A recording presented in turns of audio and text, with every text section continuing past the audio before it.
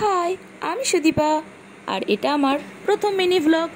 তো তোমরা তো এতদিন আম মাখার অনেক ভিডিওই দেখেছো, তো চলো আজকে জাম মাখা করা যাক। তোমরা দেখতেই পাচ্ছ আমাদের গাছে কত পরিমাণে জাম হয়েছে, আর এই সব জাম খেতে সারাদিনে কত পাখিই না আসছে। দেখতে কিন্তু খুব সুন্দর লাগছে। এই সব জামই কিন্তু পাকা নয়, যেগুলি পুরোপুরিভাবে কালো হয়ে গেছে সেগুলোই কিন্তু আমরা পারবো। আমি কিন্তু অনেকটা রিস্ক নিয়েই এই জামগুলোকে পারছিলাম, আর এই জামটা দেখো পাখিতে খাওয়া, তাই এটাকে আমি ফেলে দিলাম। আমাদের জাম পাড়া হয়ে গেছে, এবার জামগুলিকে আমরা ভালো করে ধুয়ে নেব।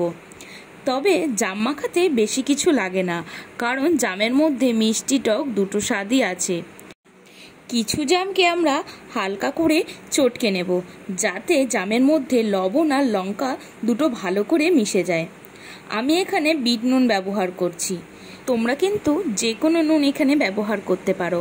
আর জাম মাখা করতে লবণ আর লঙ্কা ছাড়া আমি এখানে বেশি কিছুই দেব না। প্রথমে লবণটা দিয়ে আমি একটু হালকা করে মাখিয়ে নেব।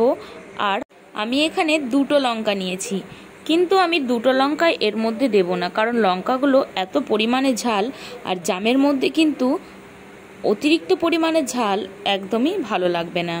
তাই একটা লঙ্কাকেই ভালো করে মাখিয়ে নিয়ে জামটা এবার দেখবো টেস্ট করে কেমন হয়েছে।